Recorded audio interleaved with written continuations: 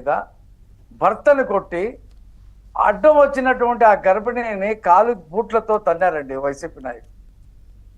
ఈ రాష్ట్రంలో జరుగుతున్నటువంటి దౌర్జన్యాలకి ఒక అమ్మాయి వేలే కోసుకుంది కదండి లక్ష్మి. అంటే ఇక్కడ వాళ్ళు ఏం జరుగుతుందంటే రాష్ట్రంలో ఒక స్వాతంత్ర పోరాటం, ఒక ఎమర్జెన్సీకి వ్యతిరేకమైనటువంటి పోరాటం ఆ రోజుల్లో ఎలాగైతే జరిగి ప్రజలు ఒకే తాటి మీదకి వచ్చి అప్పుడు ఉండేటువంటి అప్పుడు బ్రిటిష్ ప్రభుత్వాన్ని, ఆ తర్వాత ఇందిరాగాంధీ ప్రభుత్వాన్ని ఏ రకంగా అయితే మట్టి కనిపించారో అలాంటి పోరాటం ఇవాళ ఆంధ్రప్రదేశ్లో ప్రతి వాడు ప్రయత్నం చేస్తా ఉన్నాడు.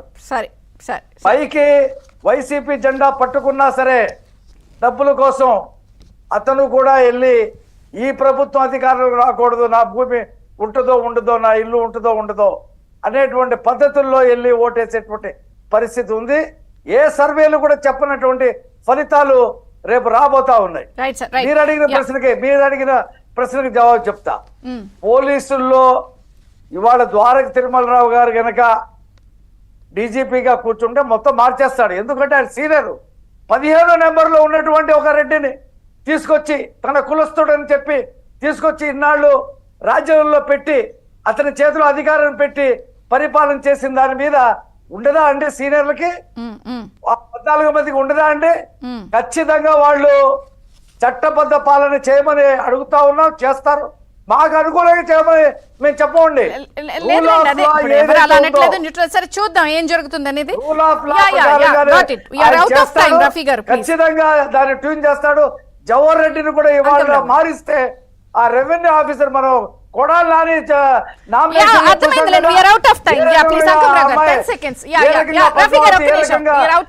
నామినేషన్ యాక్సెప్ట్ చేసిందో.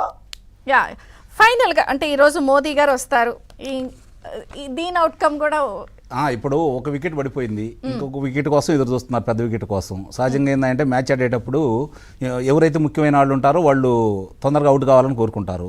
ప్రస్తుతానికైతే ఇప్పుడు ఈ టీంలో 9 వికెట్లు పడిపోయినాయి, ఇంకా 2 ఉంటారు. ఆ ఇద్దరులో ఒకటి పడిపోయింది, ఇంకొకటి ఉంది.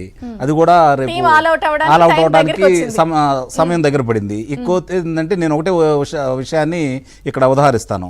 అమర్నాథ్ గౌడ యొక్క ఆత్మ అంటే తన అక్కని ఇబ్బంది పెడుతున్నారు, ఎందుకు ఇలా చేస్తున్నారంటే సజీవ దహనం చేసిన అమర్నాథ్, అలాగే మాస్క్ అడిగినందుకు డాక్టర్ సుధాకర్ గారిని, అలాగే డ్రైవర్ సుబ్రహ్మణ్యం గారిని చంపేసి ఇంటి ముందు తీసుకెళ్ళింది, అలాగే కుటుంబం ఆత్మహత్య చేసుకుంది అబ్దుల్ సలాం గారిని. జై చంద్రబాబు అనకూడదు, జై జగన్ అనమంటే అనను అని చెప్పని ఆత్మార్పణ చేసినటువంటి చంద్రయ్య యాదవ్ గారిని నడి బజార్లో గొంతు కోసి చంపిన విధానం, వీటన్నిటికీ రేపు పొద్దున బదులు తీర్చుకోబోతున్నారు.